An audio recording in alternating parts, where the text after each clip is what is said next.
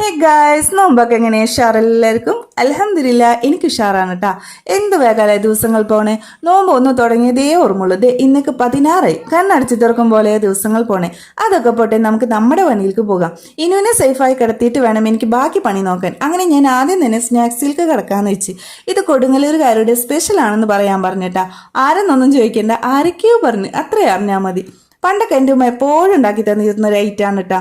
ഇന്നിപ്പോ ഉമ്മാട് ഉണ്ടാക്കി തരുമോന്ന് ചോദിച്ചാൽ ഉമ്മക്കത് കടയിൽ നിന്ന് വാങ്ങിക്കാതെ പറയും. അനുഭവം ഉണ്ട്. ഇവൻ എവിടെ കിടത്തിയാലും അവൻക്ക് എൻ്റെ ഒക്കെ തിരിക്കാണ്ട് ഒരു സമാധാനവും കിട്ടൂല കേട്ടാ.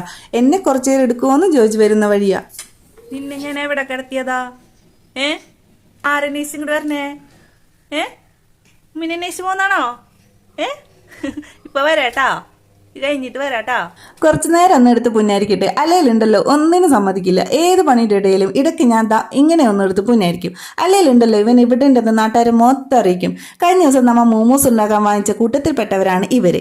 ഇതിൽ ഇയാൾ ഇരുന്നോർ തന്നെ ഇരിക്കട്ടെ, എന്തേലും വഴി കാണാതിരിക്കില്ല, ആവശ്യം വരും. നമുക്ക് ഇന്നത്തേക്ക് ഒളത്തിനായിട്ട് ഇവൻ ഇങ്ങ് പൊക്കാം. ഇവൻ അധികം ഇരുന്നാൽ ശരിയാവത്തില്ല, പണി തരും. കേബേജ് അങ്ങനെ ഇനുവിനോട് കിന്നാരം പറഞ്ഞ് അങ്ങ് അരിഞ്ഞെടുത്തുട്ടാ. ഒരു കുഞ്ഞു സവാള, ഒരു പച്ചമുളക്, ഇച്ചിരി തേങ്ങ, ആവശ്യത്തിന് ഉപ്പ്, ഇച്ചിരി മഞ്ഞൾപ്പൊടി, ഇച്ചിരി വെളിച്ചെണ്ണ ഒഴിച്ച് നല്ലോണം അങ്ങോട്ട് മിക്സ് ആക്കി റെസ്റ്റ് എടുക്കാൻ പറഞ്ഞു.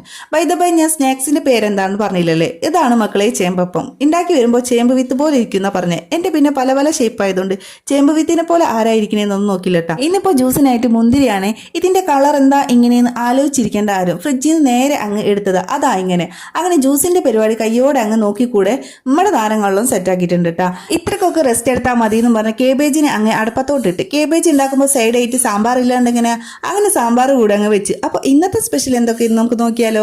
ചേമ്പപ്പം, മുന്തിരി ജ്യൂസ്, നാരങ്ങ വെള്ളം, പള്ളിയിൽ നിന്ന് കൊണ്ടുവന്ന കഞ്ഞി റീസ്റ്റോക്ക് ചെയ്തിട്ടുണ്ട്. അപ്പോൾ ഇത്രയൊക്കെ ഞങ്ങളുടെ സ്പെഷ്യൽ.